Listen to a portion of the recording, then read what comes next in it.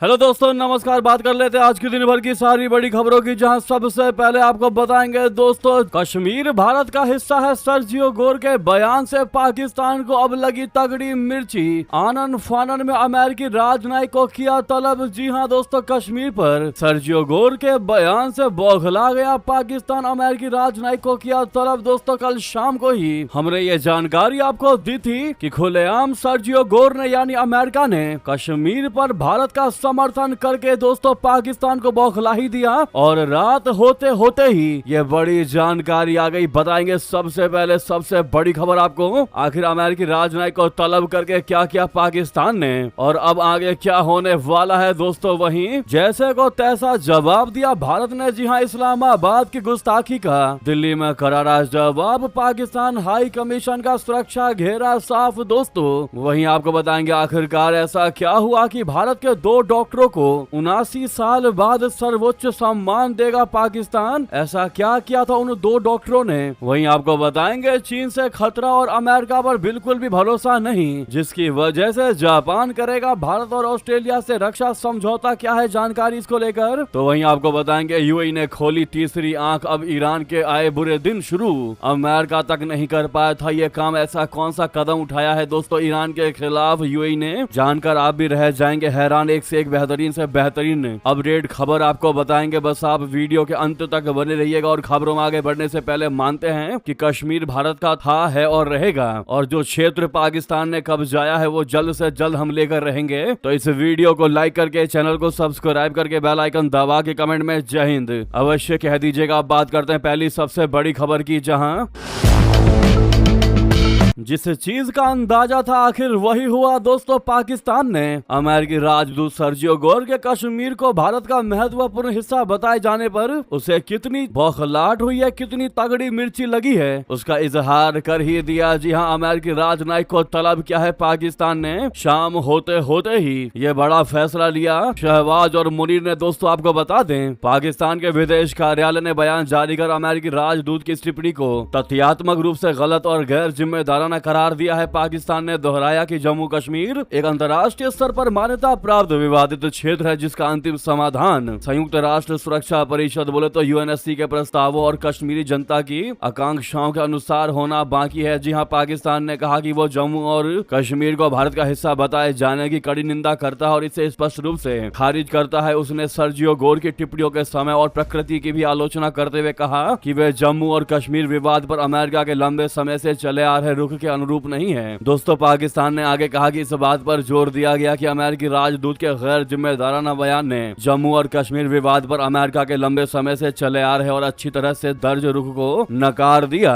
उसने आगे आरोप लगाया कि यह टिप्पणियां अंतर्राष्ट्रीय कानून और यूनाइटेड नेशन चार्टर के प्रति अमेरिका की प्रतिबद्धता के खिलाफ है। पाकिस्तान ने जम्मू कश्मीर को लेकर भारत और पाकिस्तान के बीच मध्यस्थता करने के अमेरिकी राष्ट्रपति ट्रंप के प्रस्ताव का भी जिक्र किया और आग्रह किया कि वॉशिंगटन ये सुनिश्चित करे कि उसके सार्वजनिक बयान उस बात के अनुरूप हो जिसे इस्लामाबाद इस क्षेत्र की विवादित स्थिति बताता है। जी हां, यानी पाकिस्तान के विदेश मंत्रालय का दावा है कि राजदूत का ये बयान, सर्जियो गोर का ये बयान अमेरिका की पुरानी नीति और यूनाइटेड नेशन चार्टर के सिद्धांतों की अनदेखी करता है। उसका कहना है कि अमेरिका को ऐसे सार्वजनिक बयानों में संयम बरतना चाहिए। पाकिस्तान ने अमेरिका से आग्रह किया है कि वो अपने सार्वजनिक बयानों में कश्मीर की इस स्थिति का ध्यान रखें आगे से। यानी कि दोस्तों, अमेरिका को चेताने का प्रयास किया है पाकिस्तान ने। दरअसल आपको बता दें क्या कहा था सर्जियो गोर ने। दोस्तों, जम्मू और कश्मीर के दौरे पर पहुंचे अमेरिकी राजदूत सर्जियो गोर ने मुख्यमंत्री उमर अब्दुल्ला से मुलाकात की थी। इसके बाद उन्होंने पत्रकारों से बात करते हुए कहा था कि यहां आकर खुशी हो रही है, ये भारत का एक महत्वपूर्ण हिस्सा है। कश्मीर भारत का एक महत्वपूर्ण हिस्सा है। मैं यहाँ पहली बार आया हूँ, ये बेहद खूबसूरत जगह है। सर्जियो गोर ने यह भी कहा कि अमेरिका जम्मू कश्मीर के लिए अपनी यात्रा चेतावनी की समीक्षा करेगा, जिसमें आतंकवाद की चिंताओं के कारण वॉशिंगटन की ओर से वर्तमान में लेवल 4 की यात्रा न करे सलाह शामिल है। उन्होंने कहा कि अमेरिका यात्रा चेतावनियां जारी करता है और हम समय समय पर उन यात्रा चेतावनियों को पुनः मूल्यांकन करते हैं। मैं आज यहाँ कोई बड़ी घोषणा नहीं कर सकता, लेकिन ये एक ऐसी चीज है जिस पर हम विचार करेंगे। जी हाँ दोस्तों, मात्र यही कहने पर, सर्जियो गोर के मात्र यही कह देने पर पूरे पाकिस्तान पाकिस्तान में बवाल मच गया दोस्तों। शहबाज और मुनीर एकदम से बौखला गए और बर्दाश्त करते करते शाम होते होते अमेरिकी राजदूत को तलब करके उसको चेताने का प्रयास किया, जिससे साफ पता चलता है कि अगर कोई तीसरा देश कश्मीर के मुद्दे पर भारत का सपोर्ट कर दे तो कितना आग बबूला हो जाता है पाकिस्तान। ऐसा लगता है जैसे कि ये कश्मीर का क्षेत्र पाकिस्तान का सच में ही हो, जबकि रियलिटी ये है कि पाकिस्तान का कुछ था ही नहीं, यहाँ तक कि पाकिस्तान भी भारत ही है। जी हाँ दोस्तों, और ये बात शहबाज और मुनीर को मुंह बनाने से पहले, बौखलाने से पहले समझ जाना चाहिए कि आज जिस सरजमी के वो प्रधानमंत्री बने बैठे हैं और मुनीर आर्मी चीफ बना बैठा है, वो जमीन भी कुछ समय पहले भारत की ही थी। और हम तो ये भी कहेंगे कि बस दे दिया गया, वरना जमीन आज भी भारत की ही है। जी हाँ दोस्तों, आप लोग क्या कहना चाहेंगे और क्या जवाब देना चाहेंगे शहबाज शरीफ यानी पाकिस्तान को इस मुद्दे पर, जहां पूरा कश्मीर भारत का था, है और रहेगा, ये सुनना बर्दाश्त नहीं कर पा रहा है। देखते हैं आप क्या जवाब देते हैं पाकिस्तान को कमेंट में। साथ में रिक्वेस्ट ये भी है कि मानते हैं कि जम्मू कश्मीर का क्षेत्र, पूरा कश्मीर ही भारत का था, है और रहेगा, तो सामने लाइक का बटन है दोस्तों, अभी तक लाइक नहीं किया तो इस वीडियो को सबसे पहले लाइक करिएगा। एक सेकंड भी नहीं लगना, इस लाइक के बटन को अवश्य दबा दीजिएगा।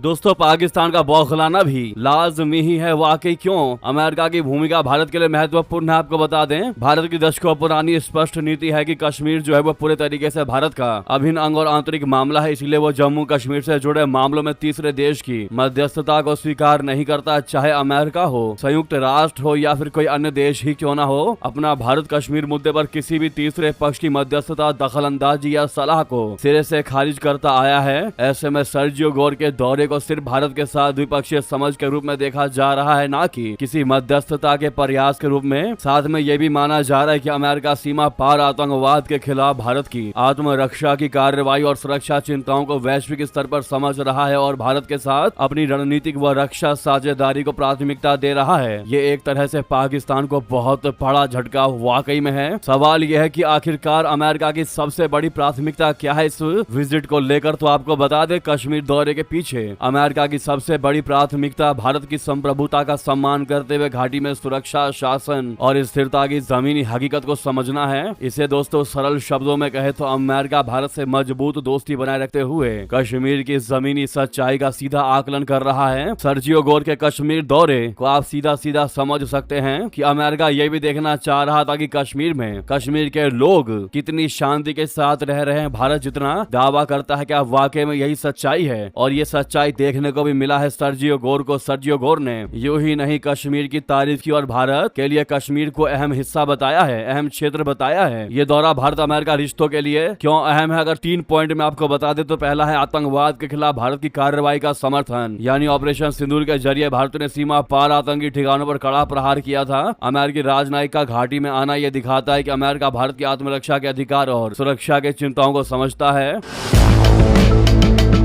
दूसरा है दोस्तों घाटी में शांति और सामान्य हालात की पुष्टि, यानी इस दौरे से अमेरिका को खुद ये देखने को मौका मिलेगा कि सैन्य कार्रवाई के बाद भी कश्मीर में जनजीवन, प्रशासन और विकास सामान्य रूप से चल रहा है। तीसरे पॉइंट की बात करें तो आपसी विश्वास में मजबूती, यानी भारत कश्मीर को हमेशा अपना आंतरिक और द्विपक्षीय मामला मानता है। अमेरिकी अधिकारियों का स्थानीय प्रशासन से सीधा संवाद दोनों देशों के रणनीतिक भरोसे को और मजबूत करता है। अब ऐसे में सर्जियो गोर के कश्मीर दौरे से पाकिस्तान को क्यों मिर्ची लगी है, तो आपको बता दे, पहला है पाकिस्तान के दुष्प्रचार को झटका, जो वो भारत के कश्मीर को लेकर दुष्प्रचार करता है। अब अमेरिका ने अपनी आंख से देख लिया है, तो फिर पाकिस्तान अब दुष्प्रचार भी नहीं कर पाएगा, उस पर भी उसको बड़ा झटका लगा। वहीं दूसरा, सीमा पार आतंकवाद पर कड़ा संदेश। ये दौरा पाकिस्तान पर साफ दबाव बनाता है कि वो आतंकियों को पनाह और मदद देना बंद करे, क्योंकि दुनिया अब भारत की सैन्य कार्रवाई को आतंकवाद के खिलाफ सही कदम मानती है। तीसरा है तीसरे पक्ष की मध्यस्थता खारिज। अमेरिका का ये रुख साफ करता है कि कश्मीर का मसला केवल भारत और पाकिस्तान के बीच सीधी बातचीत में से सुलझेगा, इसमें किसी तीसरे देश के दखल की कोई गुंजाइश नहीं है, जो पाकिस्तान बार बार करने का प्रयास करता है। इस मुद्दे में तीसरे पक्ष को घुसाने का प्रयास करता है। वो पहले ये भी सोच रहा था कि अमेरिका को हम तीसरा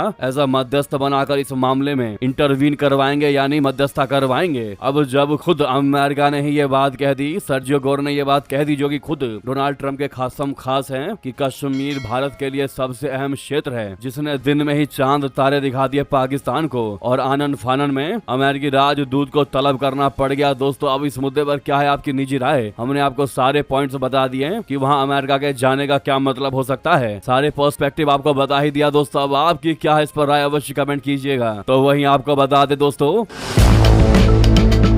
भारत ने पाकिस्तान को जैसे को तैसा वाला तगड़ा जवाब दिया। इस्लामाबाद की गुस्ताखी यानी गलती का दिल्ली में करारा जवाब। पाकिस्तान हाई कमीशन का सुरक्षा घेरा साफ। दोस्तों पाकिस्तान को उसी की भाषा में भारत ने तगड़ा जवाब दिया है। इस्लामाबाद में भारतीय दूतावास के बाहर से सुरक्षा बैरिकेड्स हटाए जाने के बाद नई दिल्ली में सख्त कदम उठा लिया गया है। दोस्तों दिल्ली स्थित पाकिस्तान हाई कमीशन के बाहर मौजूद अवैध अतिक्रमण को पूरे तरीके से साफ कर दिया गया है। इसके साथ ही बाहरी सुरक्षा घेरे में भी अहम बदलाव किए गए हैं। ये कार्रवाई पाकिस्तान की उस हरकत के ठीक 3 दिन बाद हुई है जब उसने इस्लामाबाद में इंडियन हाई कमीशन के बाहर से सुरक्षा ढांचे को मनमाने ढंग से हटा दिया था। टॉप कूटनीतिक सूत्रों के मुताबिक ये एक सोची समझी और संतुलित जवाबी कार्रवाई है। दोनों देश अक्सर एक दूसरे पर कूटनीतिक दबाव बनाने के लिए दूतावास की बाहरी सुरक्षा और ढांचे में इस तरह के बदलाव करते रहते हैं। नई दिल्ली का ये कदम ये साबित करता है कि वो किसी भी उकसावे का जवाब तुरंत देने के लिए तैयार है। अब आप कहेंगे कि भारत के इस टिट फॉर टैट एक्शन के पीछे की वजह क्या है, तो आपको बता दें भारत और पाकिस्तान के बीच कूटनीतिक तनाव हमेशा से देखा जाता रहा है। इस बार विवाद की शुरुआत इस्लामाबाद से हुई। पाकिस्तान ने बिना किसी ठोस कारण के जो है इंडियन हाई कमीशन के बाहर लगे बैरिकेड्स हटा दिए। इसके जवाब में भारत ने भी नई दिल्ली में सख्त कदम उठा लिया। पाकिस्तान हाई कमीशन के बाहर कई सालों से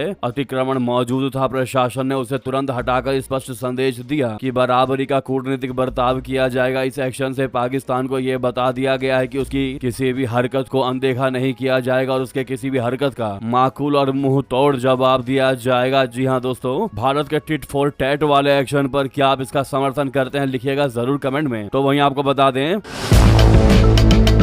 जानकारी ये भी है कि जिन्ना की बीमारी का राज छिपाने के लिए अब मुंबई के 2 डॉक्टरों को मिलेगा इनाम। दोस्तों मुंबई के 2 डॉक्टरों को पाकिस्तान का सर्वोच्च नागरिक सम्मान मिलने वाला है। बता दें पाकिस्तान के संस्थापक मोहम्मद अली जिन्ना की एक गंभीर और लाइलाज बीमारी से जूझने की बात को गुप्त रखने के लिए मुंबई के 2 चिकित्सकों को देश के सर्वोच्च नागरिक सम्मान निशान इम्तियाज से नवाजा जाएगा। योजना विकास और विशेष पहल मंत्री और पुरस्कार समिति के प्रमुख एहसान इकबाल ने ये घोषणा की। जिन 2 भारतीय डॉक्टरों को पाकिस्तान का सर्वोच्च नागरिक सम्मान मिलेगा उनके नाम डॉक्टर जल रतन जी पटेल और रेडियोलॉजिस्ट डॉक्टर जल ढाईबोकू है। दोनों को मरणोपरांत निशान इम्तियाज पुरस्कार मिलेगा। जी हाँ, इकबाल ने 14 अगस्त को असैन्य और सैन्य सम्मानों के लिए चुने गए नामों की घोषणा के बाद एक्स पर एक पोस्ट में कहा कि पुरस्कार समिति के अध्यक्ष के रूप में मुझे 2 बेहतरीन चिकित्सकों, एक फिजिशियन और एक रेडियोलॉजिस्ट को निशान इम्तियाज के लिए नामित करने का सौभाग्य मिला। मुंबई में रहने वाले और पारसी समुदाय से ताल्लुक रखने वाले इन चिकित्सकों ने कायदे आजम मोहम्मद अली जिन्ना के गंभीर बीमारी से जूझने की बात को पूरी ईमानदारी से गोपनीय रखा था। जी हाँ, जाहिर तौर पर दोस्तों आपके मन में अब ये सवाल उठेगा या उठ चुका होगा कि अगर जिन्ना की बीमारी का चलो राज खुल भी जाता तो क्या होता, आखिर इसको इतना बड़ा मुद्दा क्यों बना रहा है पाकिस्तान। तो आपको बता दें इकबाल ने निशान इम्तियाज के लिए चुने गए दोनों चिकित्सकों के नाम नहीं बताए और न ही ये बताया कि उनकी तरफ से पुरस्कार कौन ग्रहण करेगा। इकबाल ने कहा कि जिन्ना के खराब स्वास्थ्य के बारे में कोई भी जानकारी सामने आने से 1947 में पाकिस्तान की एक स्वतंत्र राष्ट्र के रूप में स्थापना की प्रक्रिया जो है वो प्रभावित हो सकती थी। दोस्तों उन्होंने बताया कि कई इतिहासकार इसे 20वीं सदी के सबसे अहम रहस्यों में से एक मानते हैं। लॉर्ड माउंटबेटन ने बाद में स्वीकार किया था कि अगर उन्हें पता होता कि जिन्ना कितने गंभीर रूप से बीमार थे तो शायद वो बंटवारे को टाल देते। इससे इतिहास की धारा बदल सकती थी और शायद पाकिस्तान की स्थापना पर भी खतरा मंडरा सकता था। ऐसे में क्या आप बता सकते हैं दोस्तों कि आखिर वो कौन सी बीमारी थी जिन्ना को, जो उस समय एक लाइलाज बीमारी थी। आशा करते हैं कि आप बिल्कुल सही जवाब दे रहे होंगे, कमेंट में लिखकर बताइएगा। बाकी इसका आंसर हम अगली वीडियो में आपको बताएंगे, तब तक आप जवाब दीजिए दोस्तों। साथ ही साथ आपको बता दें अगली खबर,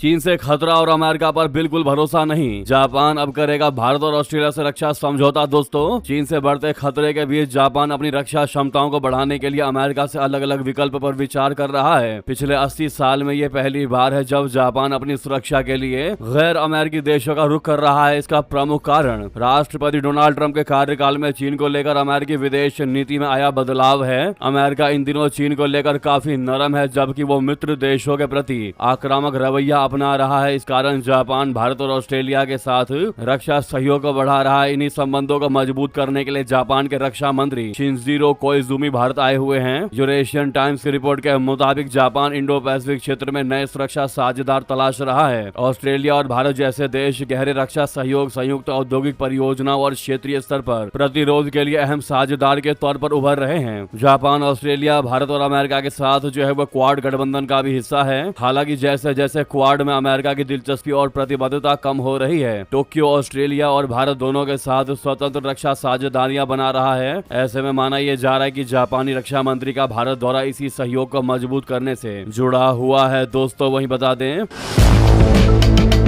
फिलिस्तीन में बनेगा इंडिया हॉस्पिटल, भारत के साथ रिश्ते हो रहे मजबूत। जी हां, राजदूत शावेश का बड़ा ऐलान। बता दें, भारत में फलस्तीन के राजदूत अब्दुल्ला एम अबू शावेश ने कहा है कि बहुत जल्द उनके देश में इंडिया हॉस्पिटल बनने जा रहा है और इससे संबंधित कागजी कार्रवाई पूरी कर ली गई है। बुधवार को IANS से विशेष बातचीत में शावेश ने वेस्ट बैंक, फलस्तीन की बदहाल स्वास्थ्य व्यवस्था और भारत के वरिष्ठ राजदूत के फलस्तीन दौरे की अहमियत पर प्रकाश डाला। विदेश मंत्रालय की सचिव श्रीप्रिया रंगनाथन के फलस्तीन दौरे पर उन्होंने कहा कि भारत की वरिष्ठ दूत ने मंगलवार को प्रधानमंत्री के साथ कई बैठकें की और उन्होंने वेस्ट बैंक में एक अस्पताल, इंडिया हॉस्पिटल बनाने और शुरू करने के लिए औपचारिकताएं पूरी की। कागजात पर हस्ताक्षर किए और सिर्फ एक ही नहीं बल्कि कई प्रोजेक्ट हैं जिन पर उन्होंने हस्ताक्षर किए हैं। हम भारत के वरिष्ठ डिप्लोमेट के इस दौरे को भारत और फलस्तीन के बीच आपसी रिश्तों को आगे बढ़ाने की दिशा में एक और कदम के तौर पर देखते हैं। वहीं आपको बता दें दोस्तों, बड़ी जानकारी, मोहन भागवत के कनाडा दौरे के समर्थन में आए वहां के 100 से भी अधिक संगठन उनके यात्रा बैन की मांग ठुकराने को कहा। जी हां दोस्तों, कनाडा के 100 से भी ज्यादा संगठनों और नागरिक अधिकार समूहों ने वहां के प्रधानमंत्री मार्क कार्नी और उनकी सरकार के सीनियर मंत्रियों को लेटर लिखा है। इन संगठनों ने RSS प्रमुख मोहन भागवत के कनाडा दौरे को अपना सपोर्ट दिया है।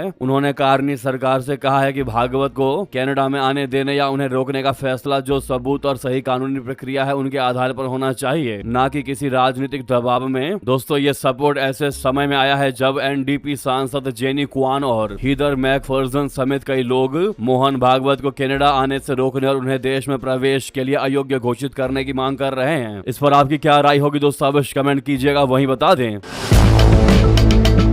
रूस में ड्रोन हमले की चपेट में आया भारतीय छात्र, गंभीर रूप से हुआ जख्मी। दोस्तों, रशिया में एक इंडियन स्टूडेंट जो है एक ड्रोन हमले की चपेट में आकर घायल हो गया। मॉस्को में भारतीय दूतावास ने बताया कि बुधवार को रशिया में एक ड्रोन हमले में एक भारतीय छात्र को मामूली चोटें आई और उसका अस्पताल में इलाज चल रहा है। इस भारतीय नागरिक की पहचान उफा में बशकीर स्टेट मेडिकल यूनिवर्सिटी के छात्र के तौर पर हुई है। हालांकि भारतीय मिशन ने छात्र का नाम और दूसरी जानकारी नहीं साझा की। दोस्तों, हर साल हजारों भारतीय छात्र हायर एजुकेशन के लिए रशिया जाते हैं। इनमें से ज्यादातर मेडिकल कोर्स करने जाते हैं। भारतीय दूतावास ने पर एक पोस्ट में कहा कि दूतावास छात्र और स्थानीय अधिकारियों के संपर्क में है और हर जरूरी मदद दे रहा है। दोस्तों, ये घटना रशिया और यूक्रेन के बीच लंबी दूरी के ड्रोन हमलों में तेजी आने के दौरान हुई है। वहीं बता दें, फिर गिड़गिड़ाया बांग्लादेश, तारिक रहमान सरकार ने भारत से मांगी ये मदद। बता दें दोस्तों, बांग्लादेश और भारत के बीच बीते कुछ महीनों में शुरू हुआ तनाव ने तारिक रहमान सरकार को बैकफुट पर लाकर खड़ा कर दिया। कई मुद्दों पर आपसी सहमति बनाने के बजाय आंख दिखाने वाला बांग्लादेश खुद को बदहाली से निकालने के लिए भारत से बार बार अपील कर रहा है। ढाका ने भारत आने वाले अपने नागरिकों के लिए बिजनेस वीजा जल्दी जारी करने की मांग की है, जिससे दोनों देशों के बीच व्यापार को बढ़ावा मिल सके। बांग्लादेश की विदेश राज्य मंत्री शमा ओबैद इस्लाम ने कहा कि हम भारत के साथ ऐसी आर्थिक साझेदारी चाहते हैं जो दोनों के लिए समान रूप से लाभकारी हो और आम लोगों के जीवन में सकारात्मक बदलाव हो। शमा ओबैद इस्लाम ने दोनों देशों के बीच व्यापार में आने वाली प्रशासनिक देरी, बुनियादी ढांचे की कमियों और नॉन टैरिफ बैरियर को दूर करने की आवश्यकता पर जोर दिया। उन्होंने कहा कि बांग्लादेश और भारत के बीच बिजनेस और प्राइवेट सेक्टर के बीच ज्यादा बातचीत हो। व्यापार और निवेश को आसान बनाने के लिए दोनों देशों के व्यापारियों के बीच बातचीत और आना जाना अधिक आसान होना चाहिए। उन्होंने भारतीय कंपनियों को बांग्लादेश में निवेश करने के लिए आमंत्रित किया। बांग्लादेश चाहता है कि भारतीय कंपनियां रेडीमेड कपड़े, चमड़ा, फार्मास्यूटिकल्स और जूट जैसे क्षेत्रों में निवेश करे। जी हाँ दोस्तों, वहीं जानकारी ये भी सामने आ रही है पश्चिम बंगाल सीमा पर पुशिन पर मचा है बवाल, जहां मैं भारतीय हूं, बीएसएफ ने मुझे जबरन बांग्लादेश भेज दिया, कह रहा है एक नागरिक। दोस्तों, बांग्लादेश की मीडिया ने आरोप लगाया है कि भारत की बॉर्डर सिक्योरिटी फोर्स बीएसएफ ने 5 लोगों को जबरन उनके देश की सीमा में ढकेल दिया है। इन 5 में से एक व्यक्ति ने दावा किया है कि वो भारतीय नागरिक ही है। उसने आरोप लगाया कि बीएसएफ ने उसे जबरन बांग्लादेश की सीमा में ढकेल दिया, जबकि उसने खुद को भारतीय नागरिक और कोलकाता का निवासी बताया था। भारत की ओर से इन आरोपों पर अब तक कोई प्रतिक्रिया सामने नहीं आई है। डेली स्टार की रिपोर्ट में आरोप लगाया गया है कि बीएसएफ ने बुधवार सुबह चुवाडांगा के जीवनगर उपजिला में बेनीपुर बॉर्डर से 5 लोगों को बांग्लादेश की तरफ धकेलने दिया। इनमें से एक व्यक्ति ने खुद को भारतीय नागरिक बताया। आरोप है कि इन 5 को सुबह करीब 6 बजे बॉर्डर के उस पार भेज दिया गया। बाद में जीवनगर शहर के स्थानीय लोगों ने उन्हें रोक लिया और पुलिस के हवाले कर दिया। अगली खबर की बात करते हैं, जहां यूएई ने खोली तीसरी आंख। अब ईरान के बुरे दिन हुए शुरू। अमेरिका तक नहीं कर पाया था ये काम जो यूएई ने कर दिखाया। दोस्तों, बता दें, अमेरिका के साथ जंग लड़ते लड़ते ईरान हदें पार कर गया था। उसने अपने पड़ोसियों को खूब परेशान किया है और यूएई पर ईरान के बेहिसाब बारूद गिराए हैं। दोस्तों, अब ईरान को अपने एक एक हमले का हिसाब चुकाना पड़ेगा। संयुक्त अरब अमीरात ने अपनी तीसरी आंख खोलते हुए एक ऐसा कदम उठाया है कि तेहरान के हुक्मरानों की नींदें उड़ गई हैं। यूएई ने ईरान पर पूरे तरीके से ट्रेड एम्बार्गो लगा दिया है। ईरान के लिए एम्बार्गो कोई नई बात नहीं है, लेकिन यूएई का ऐसा करना उसके लिए अब तक का सबसे बड़ा सदमा होने वाला है। इसके सामने अमेरिकी प्रतिबंध भी फीके पड़ जाएंगे। दोस्तों, यूएई ने यह कड़ा रुख अपनी सीमा में 2 ईरानी बैलिस्टिक मिसाइलें दागे जाने के बाद अपनाया है। हालांकि ईरान ने इस हमले को इजरायल और अमेरिका की साजिश बताते हुए खुद को बेगुनाह साबित करने की कोशिश की, लेकिन यूएई ने तेहरान के किसी भी बहाने को मानने से साफ इनकार कर दिया। एक्सपर्ट्स का मानना है कि यूएई का ये फैसला ईरान के लिए उस काम से भी बड़ा झटका है जो अमेरिका सालों साल कड़े प्रतिबंध लगाकर भी नहीं कर पाया। जी हाँ। उधर दोस्तों, इमरान खान के अस्पताल जाने पर फंसा पेज। सुप्रीम कोर्ट के आदेश को चुनौती देगी सरकार। जी हां, पाकिस्तान सरकार ने जेल में बंद पूर्व प्रधानमंत्री इमरान खान को इलाज के लिए अस्पताल भेजने के सुप्रीम कोर्ट के आदेश को चुनौती देने का फैसला किया है। एएफपी की रिपोर्ट के मुताबिक सरकार का कहना है कि वो अदालत के आदेश में बदलाव की मांग करेगी। पाकिस्तान के कानून मंत्री आजम नजीर तरार ने बताया कि सरकार इस मामले में कानूनी रास्ता अपनाएगी। इससे इमरान खान को जेल से अस्पताल ले जाने के सुप्रीम कोर्ट के आदेश पर सरकार और अदालत के बीच टकराव की स्थिति बन सकती है। दोस्तों, सुप्रीम कोर्ट की 3 जजों की बेंच ने आदेश दिया था कि इमरान खान को 48 घंटे के अंदर अदियाला जेल से इस्लामाबाद के शिफा इंटरनेशनल हॉस्पिटल में ले जाया जाए। अदालत के मुताबिक इमरान खान को 16 सितंबर तक मेडिकल निगरानी में रखा जाना था। कोर्ट का ये फैसला उनकी सेहत से जुड़ी चिंताओं को देखते हुए आया। दोस्तों, वहीं बता दें, सिंगापुर में नया इंडिया हाउस। विदेश मंत्री जयशंकर जी ने बताई भारत की नई रणनीति। जी हाँ, विदेश मंत्री जयशंकर जी ने बुधवार को सिंगापुर में भारतीय उच्चायोग के नए चांसरी कॉम्प्लेक्स की आधारशिला रखी। इस कार्यक्रम में सिंगापुर के विदेश मंत्री विवियन बालकृष्णन भी मौजूद रहे। जयशंकर जी ने कहा कि यह नया परिसर भारत और सिंगापुर के बीच व्यापक रणनीतिक साझेदारी के नए दौर को दिखाएगा। साथ ही इससे सिंगापुर में रहने वाले भारतीय समुदाय को बेहतर सेवाएं देने में मदद मिलेगी। जयशंकर जी सिंगापुर में 4थी भारत सिंगापुर मंत्री स्तरीय गोलमेज बैठक में हिस्सा लेने पहुंचे हैं। ये बैठक गुरुवार को होगी। इससे पहले अंतर्राष्ट्रीय और बालकृष्णन ने दोनों देशों के रिश्तों को और मजबूत करने और मौजूदा भू राजनीतिक हालात पर विस्तार से बातचीत की। जयशंकर जी ने कहा कि वो गुरुवार की बैठक में भी सिंगापुर के विदेश मंत्री के साथ आगे चर्चा करेंगे। वहीं बता दें, सर्वे में पिछड़ी नेतन्याहू की लिकुड पार्टी युद्ध का नहीं मिल रहा चुनावी फायदा। जी हां, गाजा और ईरान की धरती पर युद्ध छेड़ने और उसका राजनीतिक फायदा मिलने का प्लान इजराइल के प्रधानमंत्री बेंजामिन नेतन्याहू का फिलहाल फेल होता नजर आ रहा है। हाल ही के एक सर्वे में पार्टी पिछड़ते हुए नजर आई। बुधवार को जारी एक कान न्यूज के पोल के मुताबिक सोमवार को लिकुड प्राइमरी के बाद गादा ओजन कोट के यशार पार्टी लिकुड से 1 सीट आगे निकल गई है। इसके अलावा वो 24 सीटों के साथ देश की सबसे बड़ी पार्टी बनकर उभर रही है। ये सर्वे 588 योग्य वोटर्स के बीच ऑनलाइन किया गया है। ऑनलाइन सर्वे में यशर को 24 सीटें, लिकुड को 23 सीटें, नफ्ताली बेनेट और यायर लैपिड की बी याचद को 14 और यायर गोलन की द डेमोक्रेट को 10 सीटें मिलने का अनुमान है। सिर्ज रायल बेतूने और ओतजमा येहुदीत को 9 सीटें, यूनाइटेड तोराहा जुडाइज्म को 8, शास को 7, हदाश ताउल को 6 और राओम को 5 सीटें मिलने की उम्मीद है। सर्वे के अनुसार रिलीजियस जायोनिज्म पार्टी को 4 सीटें मिलती नजर आ रही है। वहीं तीसरे गुट की छोटी सेंटर राइट गस्मत में से कोई भी पार्टी जैसे blue and white, Zionist, home the, reserve system और यूनिटी जरूरी सीटें हासिल नहीं कर पाई। अरब राष्ट्रवादी बालाद पार्टी भी इजरायली संसद में जगह बनाने में नाकाम साबित हुई। दोस्तों, ऐसे में अगर नेतन्याहू के समर्थक और विरोधी गुट अभी की तरह ही बने रहते हैं तो अरब गश्त के समर्थन के बिना किसी भी गुट के पास 61 सीटों तक पहुंचने के लिए पर्याप्त सीटें नहीं होंगी। मौजूदा सरकार के विरोधी गुट के पास 52 सीटें होंगी। उधर आपको बता दें,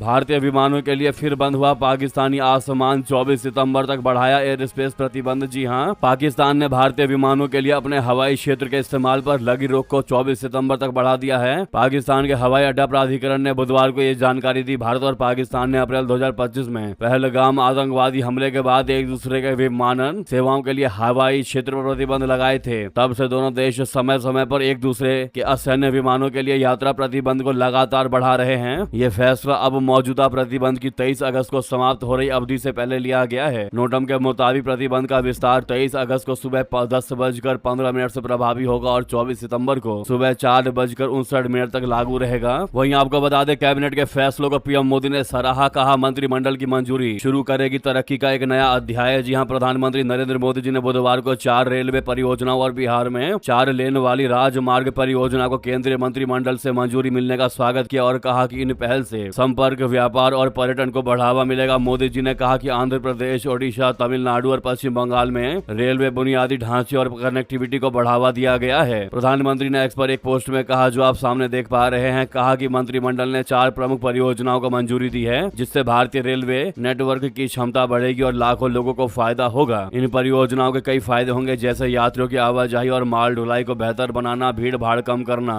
लॉजिस्टिक्स की क्षमता बढ़ाना और कनेक्टिविटी, व्यापार और पर्यटन को बेहतर बनाना है। इन मुद्दों पर क्या है आपकी निजी राय दोस्तों, कमेंट करके बताइएगा। रिक्वेस्ट है, जहां पर भी आपका ग्रुप हो, व्हाट्सएप, फेसबुक या एक्स, इस वीडियो को शेयर करना मत भूलिएगा, ताकि हर किसी को पता चल सके कि कश्मीर पर अब भारत के समर्थन में उतरी है दुनिया। साथ ही साथ लगे हाथों वीडियो को लाइक करके, चैनल को सब्सक्राइब करके, बेल आइकन दबा के कमेंट में जय हिंद कह दीजिएगा। मिलते हैं आप अगली बड़ी खबर में। यहाँ तक बने रहने के लिए आप सभी का बहुत बहुत धन्यवाद, बहुत बहुत आभार। जय हिंद, जय भारत।